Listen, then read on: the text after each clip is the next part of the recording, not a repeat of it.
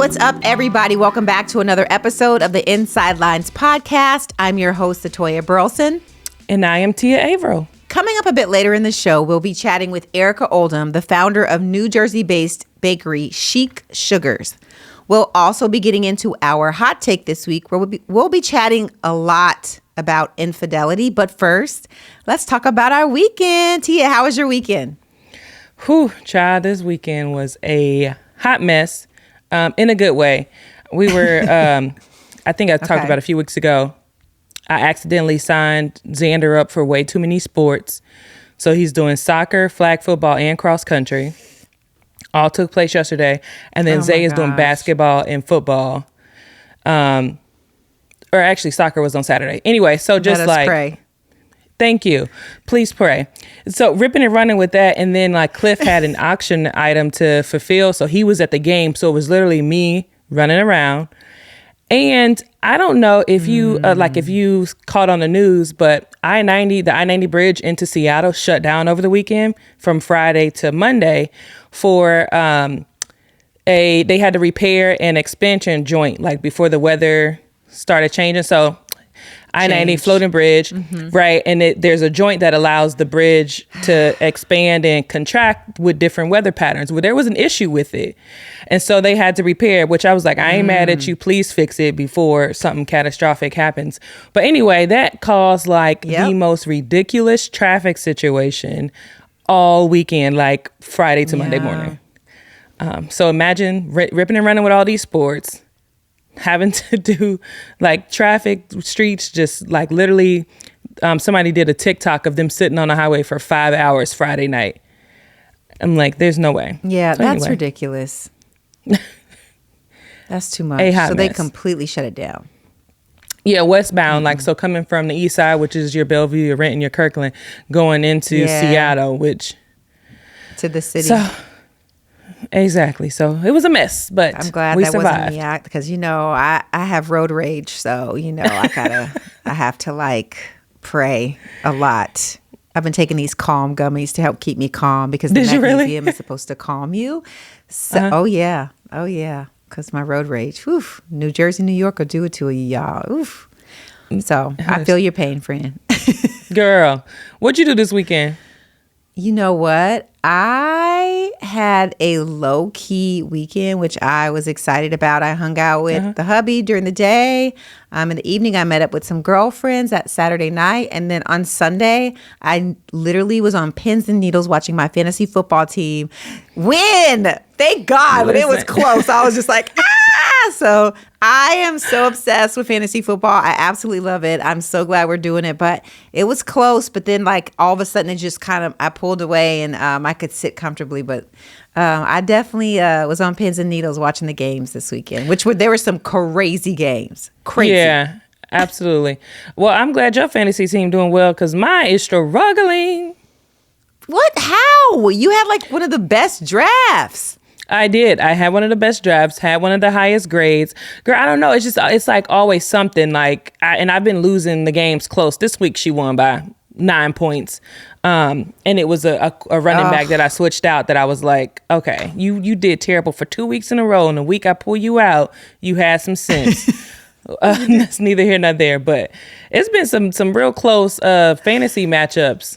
Yeah, it has. It's been fun. I got to talk more stuff in the group chat because I feel like people ain't talking enough. So now that I'm feeling myself a little bit, I'm like, maybe I'll say something. All right. That's enough about that, y'all. Let's get into this week's hot takes.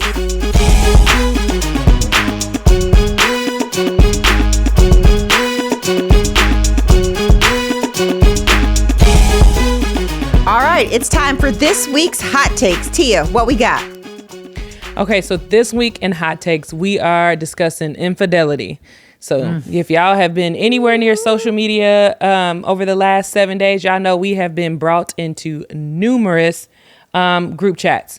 So we are going to come back to the Boston Celtics head coach situation because it has been some things going on, okay? We're going to come back because there's still more details from that whole fallout. So don't worry, we will cover it in hot takes. But right now, let's talk Adam Levine. So for those of you who don't know, Okay. Adam is the lead singer of the group Maroon 5, and he was also one of the former hosts of the TV show The Voice. So he was recently outed for being a cheater, okay? Now, mind you, his wife is this Victoria's Secret model, and this TikToker came forward by the name of Sumner, basically saying that her and Adam had a year-long affair, and they stopped talking for a few months, and the next thing she hears from him is him telling her, you know, my wife is pregnant. How would you feel if I named our child after you, i.e. Sumner, right? And so she took screenshots, sent it to some friends, and one of her quote unquote friends started shopping the screenshots around to different tabloids and blogs and stuff. So Sumner's like, look, I got to put this out. So Sumner, basically said what I just said, like told, you know, their year-long affair, all the things or whatever. But while she's like talking about it, she's like, you know, he's this washed up singer. I was young and naive, like all the things, which you knew this man was married. So you're not going to pull this victim card to me. But my question to you, Atoya. Right. So, of course, me continuing to scroll on TikTok, there's this trend of women who men may have tried to talk to them or like they overheard a situation and they take to social media to say, hey, if you are so-and-so's wife, he's from this place. He was in Nashville doing this party. He stayed here. He tried to talk to me. So I'm just letting you know, like, so basically this trend of women putting these men on blast via social media. So Atoya, do you think the women should be putting out these indiscretions on social media for everybody to weigh in? I'm going to say yes, because Really? I just feel like if people don't start outing these men, they're going to keep doing it. Okay. And we as girls need to stick together. Okay. So out them, let them know you keep playing with fire. You going to get burned. Don't come holler at me because I'm going to tell. I love it. Let's go. Hold them all accountable. Okay, so you just said let's us girls stick together. Well, okay, so this is my whole thing with them outing. So I disagree, only because like while you were putting him on blast, like embarrassing him, you're also embarrassing the woman, right? So why couldn't you just reach out to her like, hey, girl, your man? I agree with that. Okay, that's fair. Yeah, like why you can't reach out to me on the side and let me know, you know, like, so now, number one, I'm already embarrassed that you reached out to me. So even if just us three know, I'm hella embarrassed because, dude, you didn't embarrass me, and it's outside the household, you know.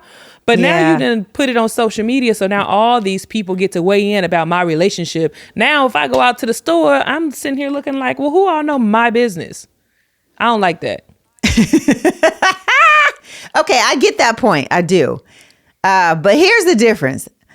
It's not, she could have hit her up in her DMs on Instagram or whatever. That's fine. Yeah. But like back in the day, there was like really no way to tell the significant other.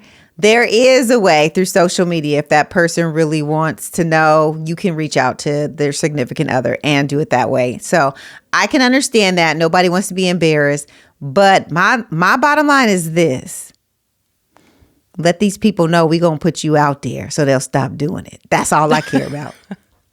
Yeah, yes, the men absolutely deserve. And I forgot to add that, which I talked about it. I actually don't blame Sumner for putting it out because, again, if you got a friend that's shopping this stuff around to tabloids, and you kind of got to get ahead of it. But still, I don't like this trend of y'all putting everybody's business on blast because you know, I'm catching the stray bullet, not me, you know, but the women are catching a stray bullet when they ain't do nothing wrong, like the significant others. You're right. And I'm tired of women that you weren't a naive for a whole year. You knew exactly what you were doing. Do you hear me? And at some point you got to take full accountability and stop. Y'all quit acting like y'all the victims. Y'all only the victims when he don't talk to you no more. Okay. So quit acting like y'all the victims. Okay. Let's go on to the next point. All right. So now my next question, what is considered cheating to you, Atoya? So now I'm asking this because after Sumner came out with her videos and stuff, then all these other women were popping up like, oh, he messaged me, he DM'd me, he tried to talk to me 2 years ago, you know, like all the things. What do you consider cheating? Okay. So think about it if you're in a setting of people, right? and a guy sees another girl and he speaks to her, he might compliment her and tell her whatever. And that's as far as it goes. Would you consider that cheating? I would not. So if he slid in her DMs or whatever, he complimented her or something or said something to her and she sent something back and that was it, that's not cheating to me. But that is real suspect. And you are opening up the door and playing with fire. And the thing about men is sometimes they start there, but then because you've opened up Pandora's box, it ends up somewhere else. So they need to be careful in what they do, because what you see as paying a compliment to a female, they're going to take it to a whole nother level. And then we can be in a whole nother triangle of drama. So I say that that's not cheating. I say that he's sneaky and he's wrong. Because I know as a wife, I don't want my man up in people's DMs.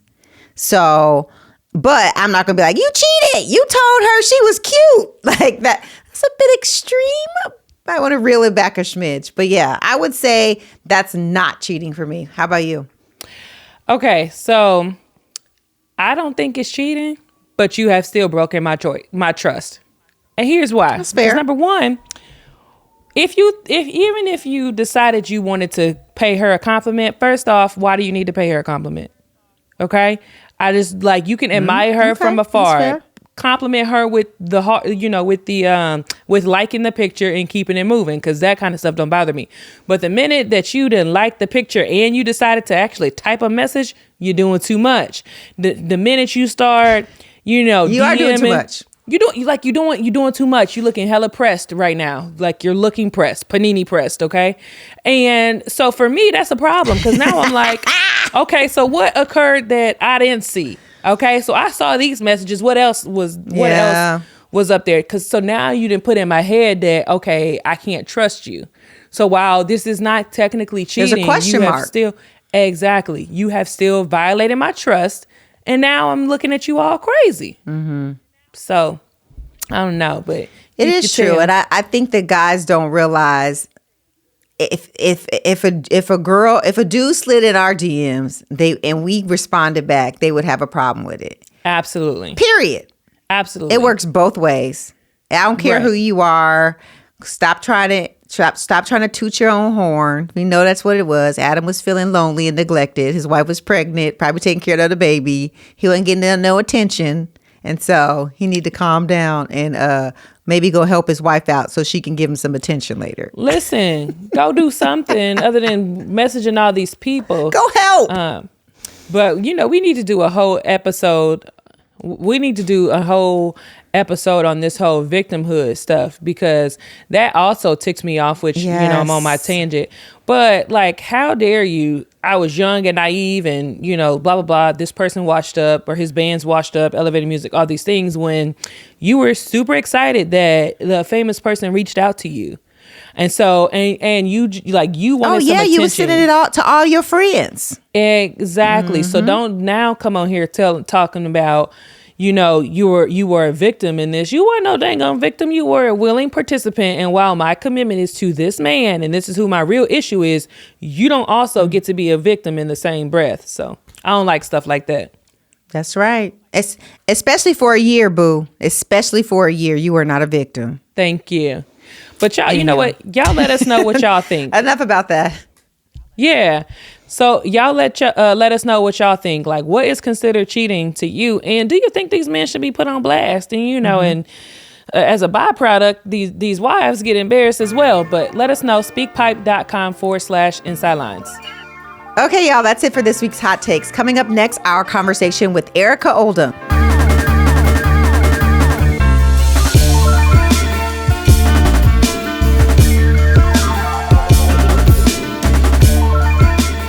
On the show today, we have the owner of Chic Sugars, a custom cake boutique here in New Jersey. Erika Oldham is known for her custom cakes for the stars like Jay-Z, Missy Elliot, and Nicki Minaj, to name a few. Aside from her store in Englewood, New Jersey, she recently opened up a second store in Garden State Mall in Paramus, New Jersey, which we'll talk about in more detail. But for now, Erika Oldham, welcome to the show. Thank you. Yes. I'm so excited to be here How with you guys. are you doing? I'm good. You're busy. I'm good. I'm exhausted. Yes. This was a week. This was one for the record book. So I'm feeling my age today. Yes. Well, listen, we're so glad that you're on. We know you're busy. And so for you to take the time to share just all that you have going on is very special to us. Absolutely. No, I'm happy to be here. Let's get right into it. So you have your Chic Sugars boutique right in Inglewood, New Jersey, but also you now opened up one in the mall. Talk about that transition.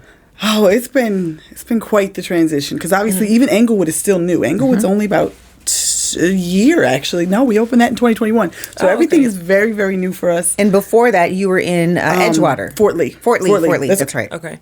Right, they're right there. But so I've been in business for 13 years, but it's been a journey. So to be here is exciting, to watch the evolution, and then to be ready to make steps 4, 5, and 6. Like it's a lot. It's overwhelming. It's just a mix of emotions. So How long have you had a storefront? Since 2017. So I opened. Actually, I was supposed to. We were in negotiations to buy a bakery out in the city on 10th and 51st. And that whole negotiation after 6 months went sideways. Okay. And I had put aside, at this point, at this point I had quit, but I at one point was working a full-time job, doing this at night, really hustling. So I had put together some cash to give her a down payment to buy her bakery because she was getting old. And after 6 months of negotiation, she comes back. She goes, no, I want more interest. I said, that works out to be like another 40, 50 grand. Right. Thank you. We're already paying over market value, but that's because I knew what I could do to the space she had. Right. So I took my little 40 grand and I went ahead and I opened a spot right in Fort Lee because I had started in the city. Most of my clients were still very much in the city, so I needed to be as close to the bridge as possible. So that space was mostly cake boutique. There was very little retail. It was just me and my husband and the kids. So I would literally have my daughters washing dishes. I would spend all day Monday baking, and then I would just decorate all week. And I would be at the shop, figure 2, 3 a.m. every night. So I worked 18-hour days, 7 days a week for almost 11 years, literally. I maybe took Christmas off. I gave birth on a Monday. I went back in the kitchen on Thursday. So I didn't take a vacation at all since like 2013. So it was just nonstop. And then COVID hit. Right. And when COVID hit, it was like, well, what are we going to do? Right. At that point, I was also burnt out. I was prepared to quit. I had found a job at New Jersey Transit. I was like, this is it. I'm done. I don't know what I'm going to do. I'm done. And I went home, obviously, that infamous March 13th where everything shut down. Right. So I go home, and literally the next day, somebody calls me, I need a cake for next week. I said, with COVID? She said, yeah, just something small. I said, okay. So we pivoted to quarantine cakes because kids didn't understand what was going on. I had one of those. Right? So we still need to be able to celebrate. And I just pivoted quickly, and the orders they were smaller than my typical 4 or 5 tier cake that I would do before, but they were rolling in such volume. And I was like, oh, well, hold on. So you had a whole lot more orders, just smaller cakes. So you were able to get, okay. So I would be in there throughout COVID. I never stopped. So it was like COVID wasn't happening for me because it was just me and like my kids, my husband. He would do the deliveries on the weekend. So we were just in the shop, just churning stuff out. And my mother, she goes, oh, I saw this man, chocolatier, and he got all this press. Why don't you have all this press? I said, I don't know, Mom. I don't have a press team. Chocolatier? Oh, was it Ashley Phillips? No, it was. He was a chocolatier, but he was a black man, which is very rare in this industry. So he had just got a lot of press behind him. I'm gonna say, well, what is the problem? I wonder if it's Ashley Phillips. Is that his name? Or Phillips Ashley. I'll correct that later. Okay. But it's a guy, he has a chocolate factory in Memphis. Yes. So we just took a group of kids to his facility in Memphis in August. Oh, you were just talking about that. Yeah. What a small world. Look at that. It is small. That's literally what kicked it off. My mother said, no, we have to do something about I know this. that's right. And I'm like, Ma, like, it's a, what do you call it? Like a chicken and egg scenario. Because it's either you put the money towards marketing or you put it towards payroll. Because if we start marketing and we boom, who's making them? But if we put it towards payroll and we don't have marketing, like, how do you do it? Yeah. So my mother came in, and at this time, she had joined Zoom before COVID. So she got in early. I know that's right. Yes. Mama's on it. So it started booming. So she said, look, we're going to do a small investment into the company. We're going to invest in marketing and payroll same time. Let's go. And between her and my father, me and my father would probably speak every single day because he had just sold his gym right before COVID. Okay. So at Ooh, this he was point, smart. yeah, right, he lucked up. So at this point, he is my advisor on just about everything. So is she, but she's obviously busier, so I don't speak to her as often. But we just said, you know what, we got to hire people. My mother also happens to be the chief human resource officer for Zoom. Like, she's been in human resources her whole life. Oh, so she knows that side. Yes. So she's my guru. So she literally goes, well, we got to start hiring people, and this is where you got to go. So that was July of 2020. We started hiring people. And now we've got a team of about 15, 16 people. So I don't really decorate cakes anymore. I don't even bake any cakes anymore. Right. But it literally overnight went, whew, and it was just like, oh my goodness. Well, the little shop in Fort Lee isn't going to cut it anymore. Right. Because it was like 900 square feet. Yep. So we found a spot in Englewood, and I said, well, it's COVID, so nobody else is renting space. I'm going to need a better rate. So we got a really good rate, and we went in and we gutted it and built exactly what we needed, and that's now our main hub. So, Which worked out so great. It really did. I remember meeting you, I think it was like 2016. And I remember thinking like, okay, I need to figure out what to do for my kids. Like I was really into birthday cakes. Tia knows I like to party plan. And I remember meeting you, and a friend of mine recommended you. I'm like, oh my gosh. Because, you see a lot of bakeries, you see a lot of bakers, but you don't see people that look like us. So it was just one of those moments I was like, yes, support Black businesses. And everyone's like, when I say you knew how to, if I tell you, like, what do we did? We've done Chick-fil-A. that's my favorite. That's my favorite. We've done a ramen noodle. Whatever I asked you to custom create, it just came to life. Yes. How did you get into this artistic space where you're like, I'm going to make these amazing cakes and everybody's going to love them? By accident. I went to law school. Wait, back up. Yes. I went to law school. I have a degree in criminal justice and sociology. Left college. I come home. I get a job as a social worker in Jersey City. I'm working with high-risk pregnancies. It was just really intense. And I was like, I'm not affecting any change. I've got to go to law school if this is what I'm going to do. So I went to New York Law down in Tribeca. Okay. I lasted about a semester. And I was like, I hate this. This is not for me. But wait, why did you think you weren't affecting change? Oh, I had this one client. I'll never forget. It was like my third day on the job. And she comes in, and it was just the most tragic lifetime-esque type story. She was 11 years old, and she was pregnant by her mother's boyfriend. Oh, good God. And I was just like, oh my God. At that point, I'm 24. I grew up in Teaneck. I grew up pretty privileged. Like, I had never seen anything like that. Yeah. So I'm rocked, and I'm like, well, what can we do? What kind of services? So I'm pulling out as much as I can to try and help this young lady. Fast forward, 2 years later, she's pregnant again. 13, baby number 2, same man. And now she's being moved out of the house to live with her teacher because her mother's addicted to drugs. And I didn't do anything. I didn't even help her. She ended up back in the same situation despite all my efforts. What else can I do? And it just felt like here I was just going to be on a hamster wheel. Yeah. How do I move the needle for anybody? So it was like, I got to work for me inside. So I went to law school. But like I said, it was just, I'm a to the point kind of person. Yeah. And law school was like, and I was like, this makes steps. Yeah. Is it guilty? All Okay. this politically correct. It was. Yeah. It was just too much. Yeah. So I don't know. At that point, I left law school, and I was just kind of like, I don't know what I'm gonna do. And I had started bartending to work my way through law school because when you're full time, you can only work with so much. Real talk. Right? But I was like, if I bartend at a club and I do 18 hours, I can make enough to make rent. So I did that. So I just kind of kept doing that. At that point, I had met my first husband. He's passed away since he passed away 5 years ago.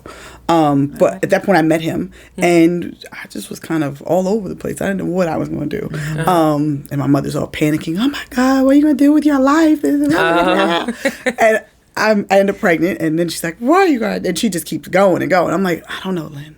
At this point, I'm calling her by her government name. Lynn, leave me alone. I don't know.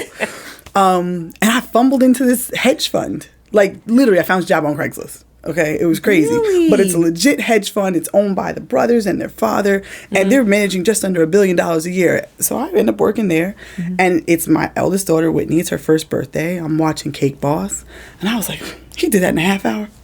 I'll make her cake. Don't worry about it. Because I had called somebody. She was like, $400. I was like, for cake? I'll do it. $500 worth of supplies later. She ended up with cupcakes. And I was like, I should have paid that woman. She knew what she was doing. How many times do we do that as women? Yep. How much of that? Oh, I'm gonna do it. And you're like, oh, dang, now I see. We Absolutely. That is so true. Right? I was like, 400. I was like, he's not going to go for that. My husband's going to kill me. Okay, no. I'm going to make it. So, order all the supplies. Yes. You go get what they got. Yep. I'm over here at Michael's. I'm like, I need this. I need this. I need this. Cake did this. I was like, oh, you get cupcakes. Cupcakes it is. Yes, literally. But I was like, you know what? I'm going to do better next year. So at that point, my parents still lived in the city. So I would send her over there every weekend. So I'm in Queens, they're in Manhattan. So every weekend, Mom, Dad, this is the first grandbaby. They're like, yes, we'll take her. So she's over there every weekend. And every weekend I am making cakes. I'm watching YouTube. I was like, oh, I got to add dowels to the cake. So you became obsessed. Actually, yeah. So you actually liked the process. You just failed at it. So now you were determined, I got to. I'm going to figure this out. So even down to I wanted to make a gum paste rose. I'm like, well, how did she do it? So I'm over here doing it. And at some point, my husband starts helping me some. What's a gum paste rose? It's the rose. It's edible. So whenever you see roses, like the little sugar things. Yeah. Well, there's buttercream ones. Yeah. There's gum paste ones. There's a lot of different ones. But this one, it dries hard and it looks botanically correct. Oh, so I was like, well, how do I do this? So I'm YouTube University taught.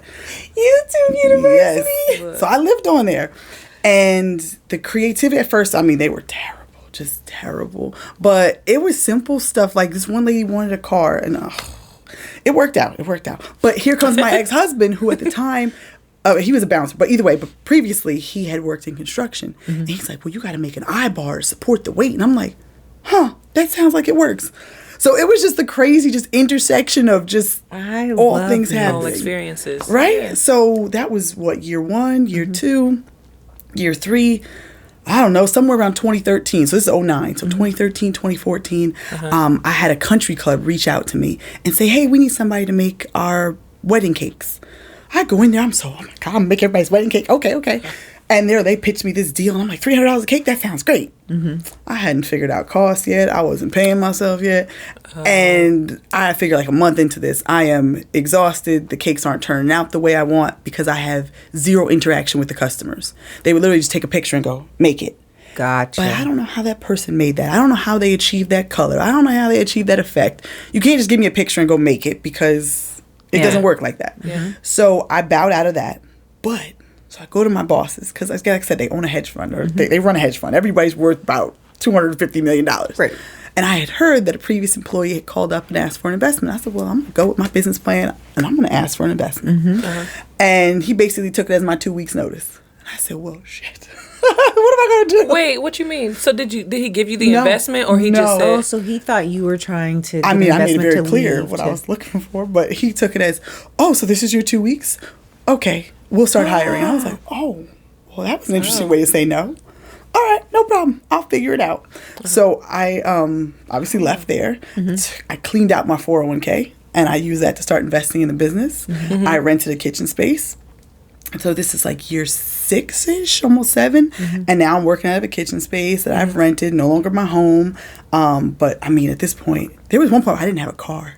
And I would literally take the train, go pick up a zip car, come back to my house, load it up, go deliver cakes. And I had my daughter with me this whole time. Oh, wow. And then we'd come back and we'd make more cakes and we'd do it again on Sunday. Wow. Yeah, it was intense. At one point, I spent $800 a month on zip cars. And I was like, Erika, that's a car payment. This is stupid. Oh, that is true. But you didn't realize what it was going to turn into. Yes. Yeah. So at that point, my grandfather calls me up and he goes, I'm going to invest and I'm going to give you your inheritance now. I'm going to buy you a car. Come down to South Carolina and pick it up. I was like, what? Wow. Yep. So he bought me a little Ford Focus hatchback, and I sure did. Got a one-way flight down to South Carolina, drove that car back up, every one in my family at some point has invested something to help me out, to get me to the next step. Even if it was just like, my brother, he lent me some money at one point. My sister, whether it was watching the kids, it was always someone, supporting. You got a village. Yeah. This is the village. This is my baby. I have lived and breathed Chic Sugars for 13 years. Yeah. It is a part of me. So I have it's a tough. question. So I know you originally started just like curiosity, right? Like I can do this. Yep. Because I'm not paying this, whatever. At what point did you say I can do this for other people? Right like off let the me bat. change. Okay. Literally, once I had made her cake, and I was like, no, I'm not going to be defeated. Somehow I ended up on Vistaprint, and I need business cards. I didn't have it down pat yet, but I was like, I need business cards. And my dad goes, okay, I'll pay for the business cards and whatever else. I did my first tasting at my parents' apartment, and I started right then. Those first couple cakes, those people should probably reach out to me. I probably owe you a cake or some cupcakes because it did not turn out as good as it should have.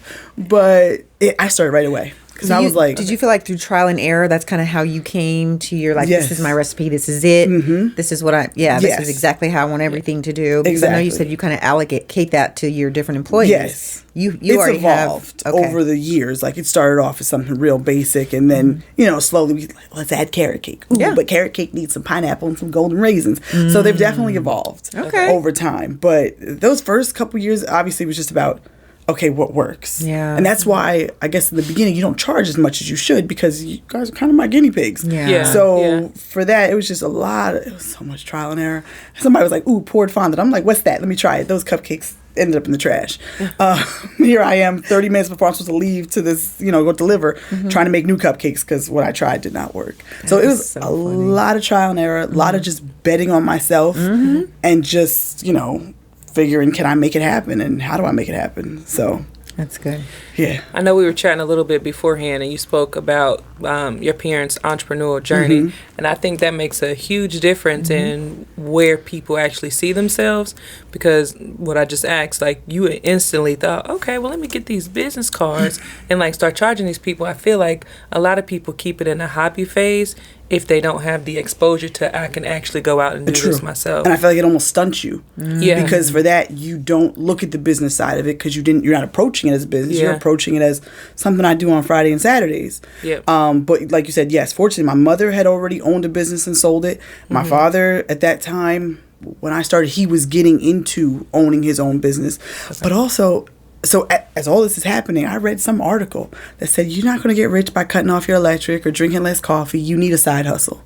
So then it was like, well, if I can figure this out, this is my side hustle. Yeah. And then slowly the side hustle became the hustle. And it was just like, I'm out. Don't need this job. Yeah. I mean, it worked out that he kind of took that as my 2 weeks notice because I was finally at a point where I was almost making what I was making. Okay. So the thought was, if I'm only investing, but 30% of my time in the business, if I invest 100, well, then let's go. That's right. So once I was out, I was able to go full throttle all day, every day, working on the website, just networking, stuff I couldn't do when I had a 9-to-5. So Yeah. it balanced out, but it was definitely a scary jump. So now that you're out of the cake side, meaning you've kind of allocated that to other people, what is your focus now? There's things as a business owner that you have to do, like, hey, this stuff over here, it was kind of lingering for a while. Now I need to focus on it. Yeah. What is that now? Now it's a lot of things because obviously I went from one woman show. So my team meetings were happening up here in my head with me, myself, and I to I have to communicate. Yeah. And so part of it is kind of learning how to communicate, because a lot of times I'm thinking it, but I didn't necessarily say it out loud. And I'm like, why didn't this get done? I didn't tell y'all. My bad. I did in my head. Exactly. I came down here to tell y'all, but I ended up talking about something totally different. And it happens frequently. So right now my focus is on just kind of refining my leadership and how I lead, how I manage. Obviously I have I have the team, but within that team I have leaders. So I have my GM, I have my lead decorator, we've got lead pastry, I've got lead kiosk, so working with everybody to come together, make sure we're all synergizing. That's a task in and of itself. Right. Yeah. And then growing the business, which I feel like the part that we're having the hardest trouble with is marketing. Because for the first umpteen years, we were nothing but custom cakes. So getting our clientele to realize that there's now a whole retail side of this business. You can come in here every day if you want to. Yeah. That's the hard part because people are like, it's custom cakes. I'm like, no. We have coffee. We have cinnamon rolls. We got donuts. We got brownies. We have everything. So is this at both stores? Is that, Yeah. oh, both okay, stores. both stores. Yeah. Okay. So every day we have somebody who comes in obviously early, bakes off, and we send to kiosk. So they get fresh stuff every day. Love. And then we also produce fresh for the store every day. And then on top of that, we've got our to-go cakes. Then we've got our customs. And then as we're all heading into this possible recession, we don't know what to do with it. So we pivoted and started including what we're calling our personalized cake. So it's not the quarantine, because I don't want to go back to quarantine. Right? But personalized is basically custom light. So we're not going to go crazy. I'm not giving you rainbows and stars. I'm going to give you stars or rainbows. Right. And we're going to pick something so I can get people in at a lower price point. So part of it is just kind of, I guess for me now, seeing what's on the horizon and planning accordingly is more of where I am now. That makes sense. So you're trying to get ahead of the curve. Yes. Yes. Because people are going to start to contract because they're like, oh my God, the recession's coming. You know, food costs this. You know, Timmy's not getting a birthday this year. But maybe we can do a smaller version. So figuring out where we fit in. Because obviously we're a luxury item. No one needs a custom cake. So just figuring out how we still are able to meet people's needs and still obviously, you know, be a business that's successful. So what would you say is the I guess most important thing you learned about yourself during this entire journey? Oh wow, I don't know. I've learned a lot. I've learned, number one, what I will put up with and what I won't put up with. Like I've learned how to speak up your for boundaries. myself. Yes, set boundaries. Both in what happened in business then translated to personal. What I'll deal with, what I won't deal with. Also, I guess I'm just a lot stronger than I thought I was. Like, you know, I feel like we always underestimate ourselves to some extent. But I've managed to, like I said, go through birth. And, I mean, we've all given birth. But then to roll back into work, literally, I'm like, can I leave the hospital now? Can I leave the hospital? Like, it's Tuesday. They're like, you just gave birth at 4 p.m. on Monday. Sit down. I'm like, but I'm ready to go. And then also realizing that I'm not invincible, because by doing that, I actually ended up messing up my back. So my L5 to S1, I've had to have surgery on it. I've gone to Medellin, Colombia to get stem cells because I really messed it up. So both, that I'm stronger, but I'm also not invincible. And I need to listen to my body. And when it says, go sit down. Yeah. So like I literally just had surgery a month ago. I ended up doing... It's really hard working at a bakery. So I ended up doing the gastric sleeve. So I'm down like almost 40 pounds right now. But that's awesome. Yeah, congrats to thank you. Thank you. Because I was like, I got to get my health under control. Yeah. You know, because I tend to stress eat. I sad And you're in a bakery? Yes. Hello. Exactly. You're like, Listen, Yes. and I have a sweet tooth out of this world. If I'm like stressed out, overwhelmed, all the things, the first thing I'm going to get a cupcake, a cookie, or something. because it's like an emotional, like, it makes you feel better, right? does. It's like your high. Like, it totally makes sense. It takes you to She your happy says like, place. did you say it's like you're high? No, it's Well, it is nice. No, I said it's like you're tired. You know how like emotionally when you feel a certain way, you look for things for comfort. That's your tie. Is that I think it's like it's high because is a high too, though, 'cause sugar is a whatever. It is a high too, real talk. Because it takes you to a happy place. It does. So no, I stress eat, I happy eat, I sad eat. Yes. So I had to rein that in. But literally, I was like, I'm gonna go back to work the next day. And my doctor was like, no, you're if not. you don't sit down Exactly. Well, then I ended up staying home for like a week, and I was mad. I wanted to go back to work. I had to go to the emergency room. My heart rate was really high. And at one point, they called me from the shop and they said, this, and this is going on. I was like, I'm getting in the car.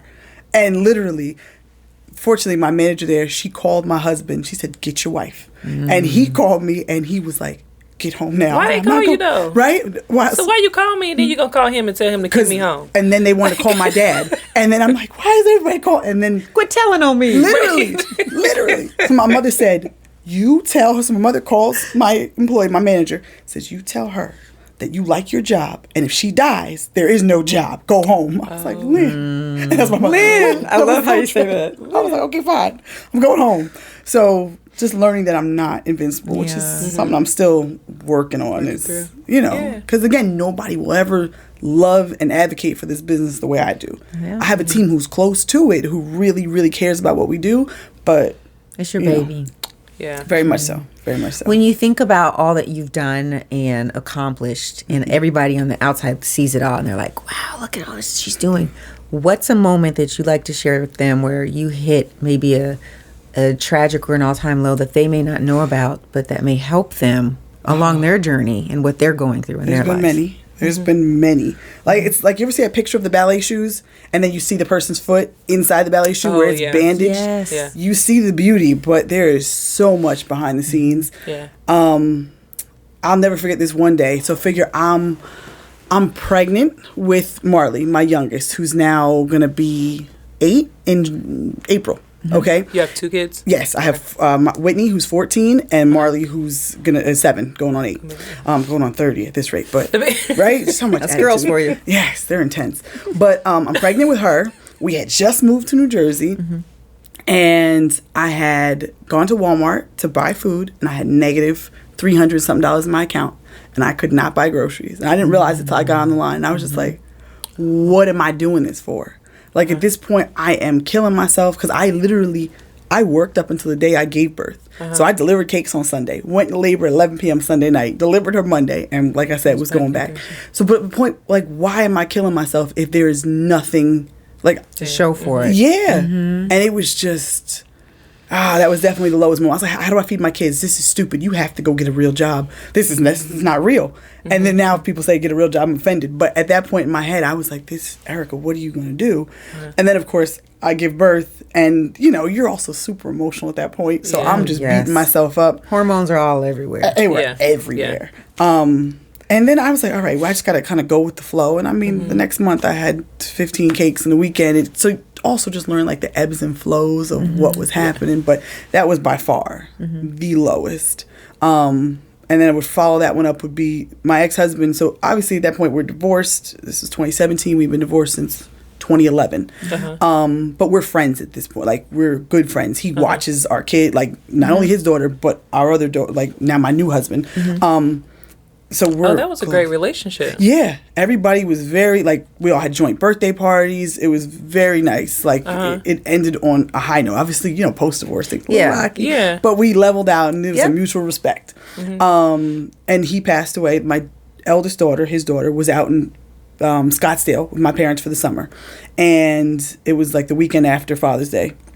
And I get the call from his niece that he had kidney failure.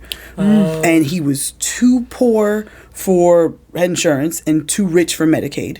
So for that, he never got on the transplant list. He never got dialysis. He never got anything that he needed. And ultimately, like, we watched him to some extent. But in my head, I always thought he was going to fight back. And to get that call, and obviously, I've got cakes too. I'm in the middle of having a shop built, the one in Fort Lee. I've now got to fly to Arizona, go get my 9-year-old, explain to her what happened, get back on a plane, and help his family prepare for a funeral. That just, again, managing the business, but also there's a personal side to it.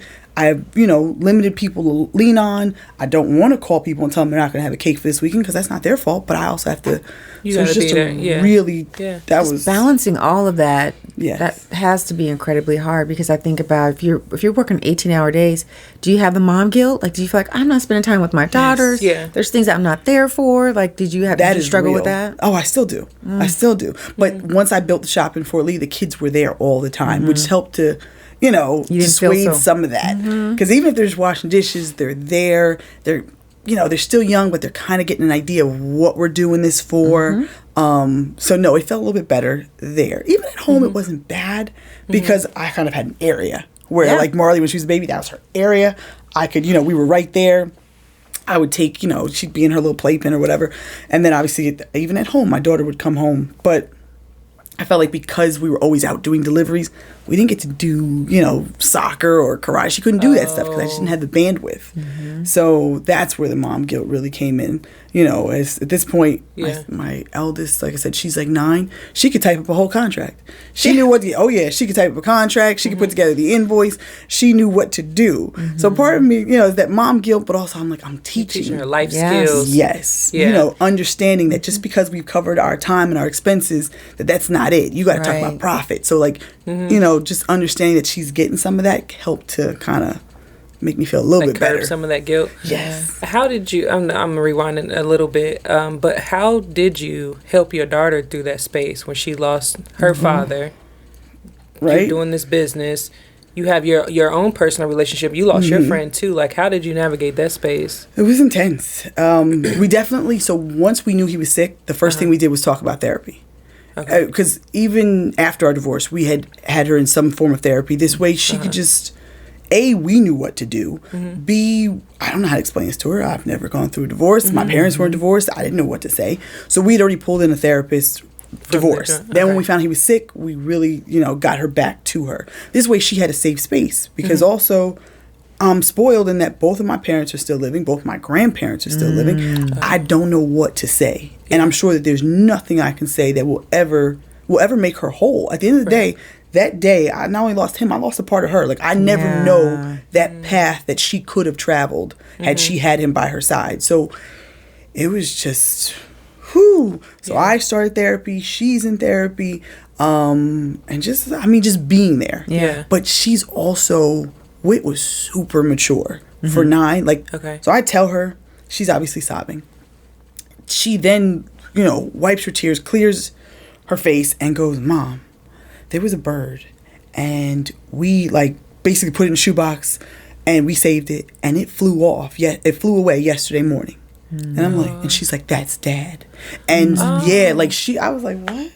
Well, yeah. So just the fact that she was able to grasp that so quickly and in that moment, I was like, "Oh my goodness." So there's times where I'm having a rough day. She just graduated from 8th grade, and to have him not there, but she was like, "Mom, it's okay. He's here." I'm just like, she's stronger than I am in most cases. So there was times where I was leaning on her I don't know what we do. But no, the first day after this happens, and it's post-funeral, she's with me at the bakery because she's not back in school yet. This was July. So she's with me.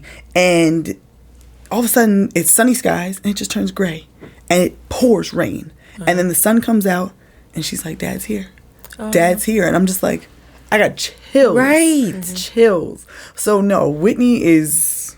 they say kids are resilient, but she is proved that, But you know what? That is a testament to your skills and what you're doing and what you're pouring into her. Right? Because she sounds like an amazing young lady. She sounds like she is equipped for life and she's 14. Yeah. And that's you. You did that. That is awesome. Yes. Thank you. But she amazes me. She amazes me, and obviously a lot of that is him, and he was just always so positive. And obviously, again, we kind of started this business together. At some point, we parted ways. But there would be days where, things were just, that negative $300-something in the account day, and I'm upset.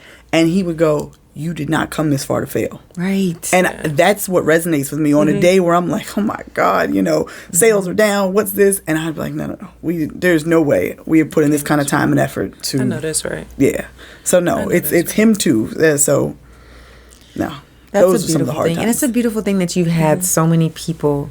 in those dark times and in those difficult moments to cheer you on, to support you, to tell you to keep going. Yes.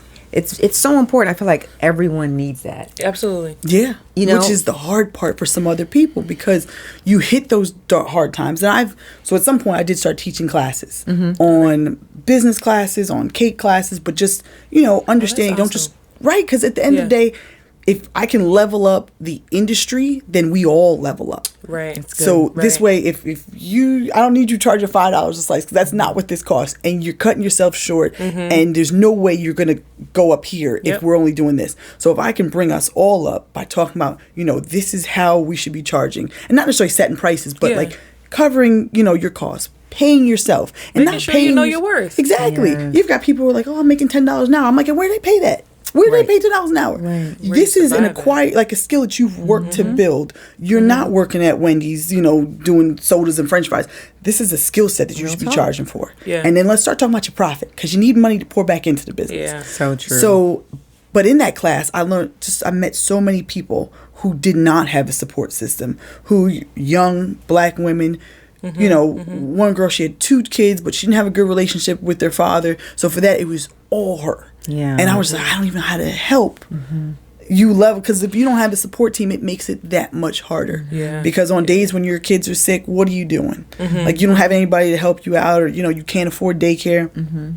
It's really, really tough. Yeah. So I acknowledge that and understand that and respect the people who are able to do this without the support system. They make me look like this is a walk in the park. Wow. Well, you talk about having a support system. Are there times where you were I guess what I'm trying to say is you didn't want to ask for help because you felt like Always. Yeah. Always. Even when mother came to me and she said, we gotta invest. I was like, I don't know if I want you to. Honestly, at first I turned it away. Yeah. Because my fear was, well, anytime you take money from somebody, there's a level feel like of you owe them. Yep. Exactly. Yeah. And I'm like, well, what if I take the money and I fail? Right. Like, I can't pay you guys. She goes, this is an investment. I understand how that works. And we obviously, we've invested in your father's gym and we've invested in other businesses. We understand what that looks like. So it was just the idea of failing that I didn't want to. I didn't want to do it. Yeah. And especially for my parents, like, there was a point when I first left high school, I went to Babson College. I got accepted to Babson. It's the best school in the country, maybe even the world. Tell them what Babson is. Right, for entrepreneurship. It's up in Boston near, Harvard. What does BAP stand for? I don't know. She said, I don't know. But I went there, though. Yeah, I know where it is. never heard By of it. Wellesley College, Yes. and there's Bentley College. There's a whole bunch of colleges I have to look, right yeah. there. Okay, but it's like an entrepreneur. It's a business school. Yeah. It's obviously a 4-year college, but it's okay. known for its business. Yep. It's known for entrepreneurship. It's got a really large international, like people come from everywhere to go to this school. So I get accepted. I get accepted on a scholarship. I failed miserably. Really? Oh my God. Like, I graduated from Teaneck High, 3.98 GPA. I got 1470 on my SATs. I played 3 sports. I had 2 jobs. I checked every box there was. Right. I got to Babson, and I just, like, I had no bumpers. And it was like, Because you like are on your own now with your parents. I was like, go home. I don't have to go home. I ain't got no curfew. Nobody's there. So I just went nuts. She said, nobody's here. Right? And I was like, go to class. I'll submit the work. Don't worry about it. Come to find out, apparently attendance mattered. You're like, dang it. No one told me that. Sure did. I was like, and who set me up for 8 o'clock classes? Why? So Listen, you learned that your freshman year. Don't ever do an 8 o'clock class again. I was like, wait, I was supposed to go to class? So ultimately, that plus I felt like a fish out of water because I had come from Teaneck, which was so diverse. Yes. And then I got to Babson, and it was not. No, yeah. There was about 20 of us. And at that point, like, we gathered for Soul Food Sundays because that was it. We could all fit in this one room. And I just felt so out of place. I didn't really know how to operate. So I just kind of, I went off the other side. I was like, I went from straight A's to... I think I left there with like a 1.3 something.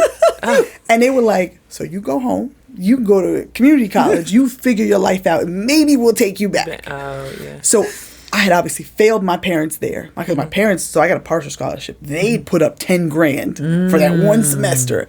And obviously, this is back in the early 2000s. That was a lot of cash. Right. And I'm like, ooh. So I failed them there. Then I didn't finish law school. I'm like, I've just failed. So after Babson, didn't work out. Come back here. I'm working with my mother because at this point she owns her own company. She's in HR, so she owns like an HR outsourcing company. Okay. I'm working with her. Things do not go well. At this point, I'm still in rebellion phase. Yeah. Oh, it was bad. When you start becoming an adult, you want to go be an adult. You don't want to be around I was like, I don't want to listen to what you guys have to say. Yeah. So at this point, we are not working. We are not. This is now June. And so I got kicked out in January or December. This is now June. And basically, me and my father get into a huge fight. Huge fight. Me over a shirt. My sister took my shirt. We're now arguing. Somehow I end up getting yelled at. And I'm like, well, why am I getting yelled at? So I start yelling back at my father. He slapped me so hard. And I was like, you know what? I'm leaving. He said, Bye. Go ahead. Right. But don't take any of that stuff with you because I bought it. And I was like, Oh. and then That is my the mother, black parents yes. saying He about- was like, Yep. you go. And my mother's like, what? No, wait, huh? And I'm like, Oh, this went too I'll fast. leave. Yeah, Yes. yeah. So I walked down the driveway. I walked around the corner. I called my friend. I said, come get me.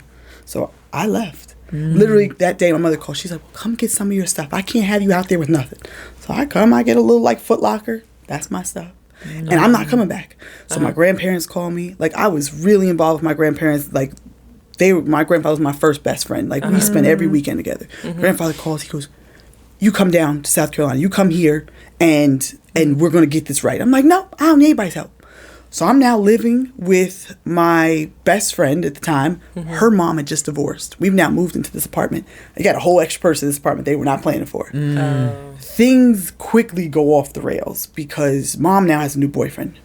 New boyfriend tries to sexually assault me. Oh yeah. She walked in just in time. Like, it turned into a whole fight. Now she tells her dad, who's obviously newly divorced. Dad calls the mom and goes, who is this man you let in the house? Mom kicks us out. We are now officially homeless. Okay, so wait, but when she walked in, who was she mad at? My friend walked in and saved me. Okay. Mom didn't know. Okay. So mom finds out from ex-husband that deadbeat new boyfriend is over here doing this. Okay. Or trying to do this. And mom goes, y'all gotta go. Y'all causing problems. Ooh. Yes. We end up living in her truck for the better part of the summer. Yeah. Bouncing from couch to couch. At one point... The dad didn't let y'all come? Her dad? No, her dad was in Trinidad.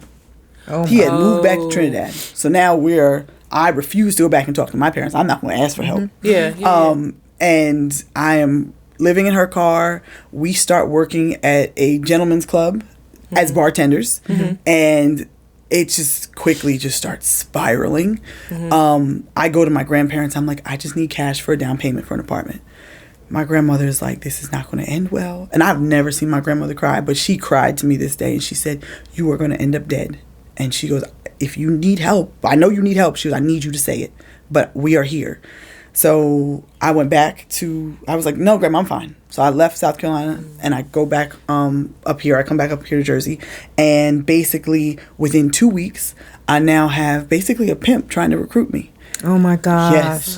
And I was like, well, it's only dancing, Erika. You're going to be fine. So I end up in his car going out to Brooklyn because that's where, I don't know why I'm going out to Brooklyn, but I'm going to Brooklyn in some man's car. And he drops me off at a hair salon to get my hair done. And the woman, he says whatever he says, but I don't speak Spanish. So he says it in Spanish and I'm just like, okay. And she goes to cut my hair. And I was like, I'm not cutting my hair. So now her and I are having an argument back and forth in Spanglish because I speak a little bit of Spanish. She speaks a little bit of English. And I'm like, we're not cutting my hair. She goes, he said, I have to cut your hair. I have to cut your hair. I said, no, we're not. I was like, leave my hair. Leave it wet. I don't care. Just leave it. He comes back and he goes, I told her to cut your hair. Why isn't your hair cut? Starts cursing, yelling at me. I was like, oh, this is it. This is exactly what my grandmother predicted. I said, I gotta go. But like an idiot, I'm like, take me back to Jersey. He could have killed me, but he didn't. I made my way back. Yes. Oh, he cursed me the whole way. And like literally, he goes, where are you gonna go? You don't have a home? I said, you can leave me in the 7-Eleven parking lot. I don't care. Just take me back. Wow. And I called my grandmother and I was like, send me a bus ticket. And literally the next day, I got on a bus and went down to South Carolina. I lived with my grandparents from 2002 to 2004. And I finished my 4-year degree in 18 months. I took 18 credits a semester because I wanted to graduate in 2004 like everybody else in my class. I was like, I will not be late. So I took 18 credits. I took 15 credits each summer session. I did 2 summer sessions. And this way I could graduate on time. Had me 2 jobs down there. Crazy part is I met my current husband down there. We were both working at Walmart. Really? Yep. And we were just friends. Strictly platonic friends. And we fall out. Literally like the week before graduation, he started dating this girl I didn't like. And I was like, don't talk to me ever again. And I moved back to Jersey. I was like, I can't believe you decided to date her. Moved back to Jersey. Wait, time out. Time out. Because you say y'all was strictly friends. Yeah. But when he started talking to her, you wasn't feeling it. No. Because you kind of was feeling it. Yeah, I was waiting for him to make a move. And he never made a move. So I was like, okay, well, wait, were you like her, but not... Well, I'm out. Exactly. I love it. Like, lose my number. Don't ever talk to me again. And then somehow, now fast forward, I've been divorced. This is 2011. He finds me on Facebook. Now his name is Dave Smith. I was never going to find Dave Smith on Facebook. Real talk. He found me. He's like, hey, what's up? I'm like, hey, how you been? So we start chatting it up. He's over in Kuwait. He's working government contracts in Kuwait. So we start Skyping. We talking to each other.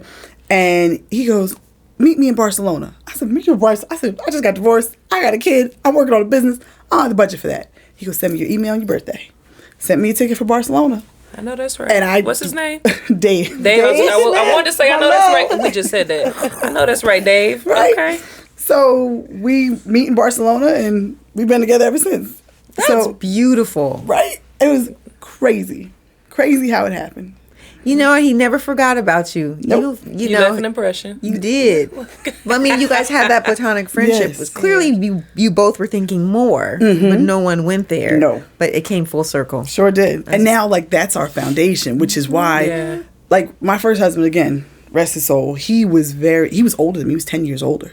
Okay. So he was a bit more controlling. To have Dave is like, do you? It works. Yep. Go ahead. Let's like, try it. he does not try to hold me at all. It is just whatever you need. So, like, even today, my one delivery driver, he had a death in the family and he's in Greece. My other delivery driver, he's a Coast Guard reservist and this is his weekend. Dave is out doing deliveries for me. Got you. Yep. Like, They was like, I got it. No problem. So, no, to have that friendship come full circle, it's an awesome foundation. And he's just like, whatever you need. Whatever. Even when I'm going crazy and I'm like, no, we're just going to start over again. I'm done. He's like, bring it back down. He's the calm. Oh, yeah. And you're the one here and he's balancing here. each other. Right? Yeah. He's like, go need ahead, that. just go through whatever you're about to do, and we'll. I'm gonna let you be you, and Yep. we'll talk when you get done. Yes, I'll walk you back off that cliff. So I love that. Okay, I have a question for you. What's something that resonates with you? It's like your favorite quote that you kind of always remember or stick to. Is there something that someone There's ever? two. Okay. there's Grandpa, who's always said, "What doesn't kill you makes you stronger." That's been since as long as I can remember. And then obviously what my ex-husband said, you did not come this far to fail. So we just keep pushing. Those two. I probably say those to myself at least twice a day. Yeah. Twice a day. Yeah, yeah. Okay. Oh yeah, no, there's moments Like where you're every day I want to quit. right. There are some days where I'm like, why did we do this? Why? Because also now we have a whole team. Like before, when it was just custom cakes, it was more career driven people. Not to say that obviously my team who is working retail, but they're younger, and I know this isn't their stopping point. Yeah. So it's harder, obviously, to motivate and to push and make sure we're all on the same page, because this is more just a stop on their, On their journey. Exactly. Yeah. It's not. It's not a forever. No, Yeah, but like then you have like my leads and the decorators. This is what they're doing. Yeah. So they see that there's a potential for growth. So for that they stay. And because I'll never be a public company, the hope is when everyone starts hitting their 3-year mark, we can start to do profit sharing. Because that's how you'll have the investment in the company to want to. Now everybody want to see it Exactly. exceed. It's not just on me. Pockets. Yeah.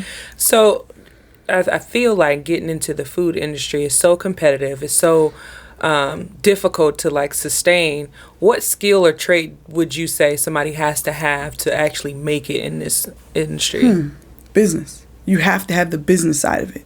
I feel like the food part you can learn. You can teach that to yourself. Like I have people go, "Oh, should I go to culinary school?" No, don't waste your money on. I mean, there are people who've done it, sure, but if you don't know the business side, then why? It's are not you is gonna be all successful anyway. Exactly. Yeah. And at the end of the day, honestly, if you're talking about the cake industry specifically, they don't teach cake decorating in culinary school.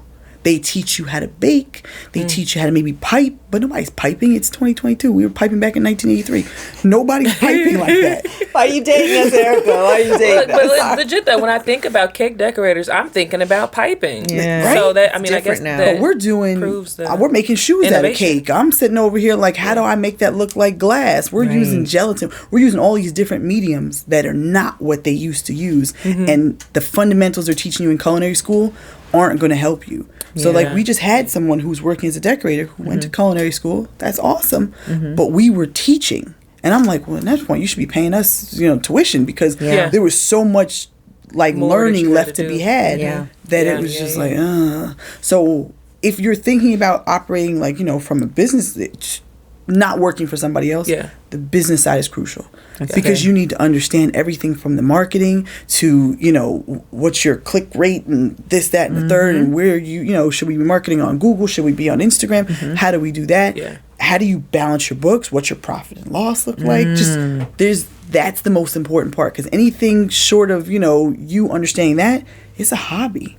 Because are you making money? Are you paying yourself? Are you putting anything away? Yeah. Yep. That's good. Literally, especially with the cost of these supplies, like you're paying to make other people's She's cakes. preaching, ain't she? Look, let me tell you, I went to the grocery store the other day.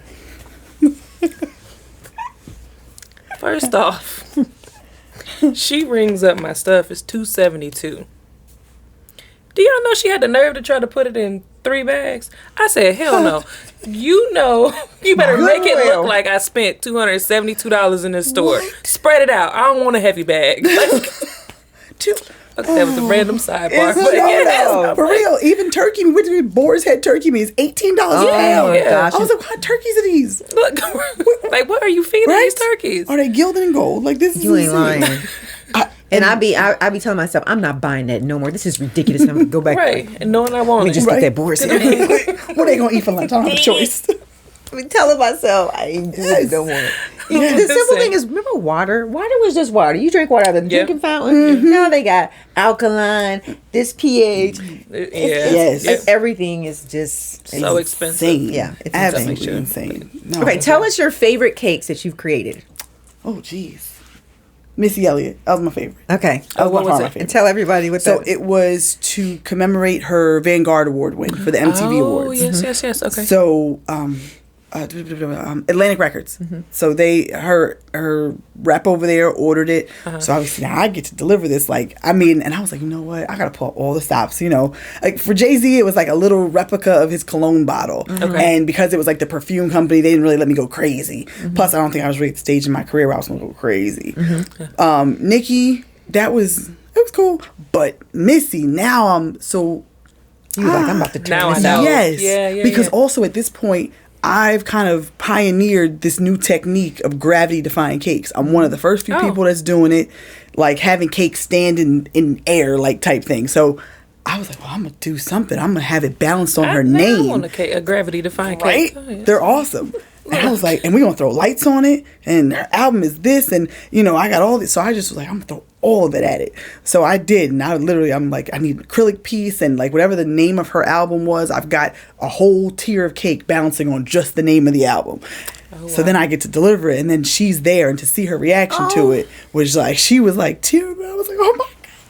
I killed it, right? I killed it. Yes. So that was by far one of my absolute favorites. But then I've had, obviously, just, people always, with the celebrity cakes, they always want you to give the celebrity cakes for free. And I'm like, but why? Because the celebrities make more money. And at the end of the day, regular, like, Joe Schmoes, like, they're not, I don't feel right charging y'all to stay. And then it just doesn't feel right. So a lot of times it'll be the regular people who just, like, I had one lady just start crying and hug me, and I was just like, "Ooh, we're hugging, okay." So those reactions always just kind of, they tug at your heartstrings, because they're like, this is whatever it is, like it's a milestone, but it's a special occasion to them for maybe more than it's just a birthday. Yeah. Or like there was one where I did where it was mom's last birthday. And because they knew that she had terminal cancer, and they knew this was going to be it. And for that, it was just like, and she was like, you made it come to life. Like, it was amazing. I was like, it was just cake. But it meant something to her and the family. And it's just like, ooh, I got to be there for that. And I'm just so happy to be a part of it. Yeah. So, no, just those things make it that is true. Rewarding. Because I know we were talking about us meaning Americans, going into some sort of recession. One thing that I don't think will go away is when people think about desserts for celebrations, whether it's graduation celebration, a birthday celebrations, whether you're having a party or not, that bakery piece is such an important part. And to your point, being able to be a part of those special moments, like, you were really impacting people. A lot of people may not remember who came to their party, who blah, blah, blah, whatever, but they remember what cake I had, right? Yes. It is true. I remember growing up, and my mom's, we celebrated my birthday every year, my sister's, but it wasn't anything elaborate. There's not like one birthday I'm like, that one was amazing. And so for me as a mom with my 3, I love to, just find something in that year that represents them. And it changes every year. That's why I do the custom cakes with you. Yeah. And it's something that they'll remember. You won't remember everybody that's there. You may not even remember your gifts, but like, remember when you made that one cake, Mom, and you got it for, like, that's something they look forward to it now. That's awesome. Like, I can't wait to see what Mom, what Mom got me this year. Yeah. So awesome. It's just something that's special. There's always, I feel like in any celebration, there's always that one thing. Yep. And it's definitely cakes. I know you do more than cakes now, but but those are still, those will always be my heart. Like the other stuff is just awesome. It's a great way just to introduce people to us, because I'm hoping that if you love that apple cinnamon roll, you're gonna be like, well, do y'all do cakes? Let me get it. Exactly. Yeah. So true. That's your intro, and then you come to us for the showstopper, where it's like, Like, Okay. okay. Yeah. Even today when I stopped into the Englewood shop, Alex, who works front of house there, he said, so we did this big cake. It's got a bear on top. It's got glass. It looks cool. It says Justin. And he goes, when we handed it to her, like, she was about to cry. I was like, oh, that's so awesome. So just, like I said, just to be a part of, like, again, it's 50 million birthdays every day, but to be a part and to make an impact, it's beautiful. Yeah. When I'm sitting over here arguing with this cake, like, why isn't this, this technique's not working? I'm done. I hate it. Throw it out. I know I just watched that YouTube video about 7 times, right? Yes. And then it all comes together and you're like, oh, man. And then to have the client love it. Yeah. Because we're our own worst critic. I'll look at a cake and I see everything wrong with it. I'm like, but that's not really lining up all the way. But to have the client see it and they see none of what I see. Like, I'm like, oh, it's like, 0.3 inches off center. They don't see any of that. And they're like, it's awesome. So it's always the best part. It's the best part. All right. So we're going to end with some a fun game. Yes. Okay. It's called This, That, and the Other. So we're going to either hit you with a this or that question. Okay. Where you have to pick one, or it's just a fill in the blank. Okay. So one or the other. Whatever comes to mind first. So it's just rapid fire, quick. Just let us know what you think. Okay. So the first one is Whitney Houston or Beyonce? Whitney Houston. Ooh. Coffee or That's tea? why Whitney's named Whitney. Tea. Windows or Mac? Mac. If you were in the Olympics, what sport would you play? Tennis. Donuts or cookies? Donuts. Card games or board games? Card games. Pancakes or waffles? Pancakes. Favorite football team? I don't have one. I'm forced to watch the Eagles because my husband likes the Eagles. There we go. Look, I grew up liking the Cowboys because my grandfather liked the Cowboys. Oh, really? Yeah, that's his favorite team. That was America's team for a minute. Yes, right? That was back during the Emmitt Smith days. Yes. Now it's like, okay, your favorites or your celebrity crush? Oh, celebrity crush. Jason Momoa. Okay, last question. We'll have to change that one. Yeah. What would be the name of your book? Ooh. I don't know why, but been there, done that. Ooh, I love Come on, somebody. Come on, somebody. You killed it. Yes. Thank you. You are our first guest for This, That, and the Other, and you killed it. Thank you so much. Thank you. And we appreciate you. You did fantastic. You shared so many gems, and I know you're going to bless so many people listening to this. Thank you. I hope I do. I know some of it was, I feel like, a little down, but at the end of the day, wasn't. You got to go through the down times to see the Absolutely. good times. And that's what people need to know. Yes. And that's just life, right? Like everything is not an Instagram reel. Bam. Oh Hello. my goodness. Yes. We should start doing the opposite of Instagram reels. Legit. The real. Okay, Look, so where I'm yelling at my kids. My husband's getting on my nerves. This person told me this. He cut me off. Exactly. Instagram reel. Yes. Goodness gracious. Okay, tell everybody where they can find you. So let's see. So in person, you can find us in Englewood at 28 South Dean Street, across from that Mercedes-Benz dealership. In Garden State Plaza, you can find us on the main floor between Neiman Marcus and Macy's. Online, you can find us at Chic Sugars on Instagram, Twitter, and www.chicsugars.com. I know that's right. Thank you so much, Erika. Thank you, ladies. Fantastic. Thank you so much. I appreciate it.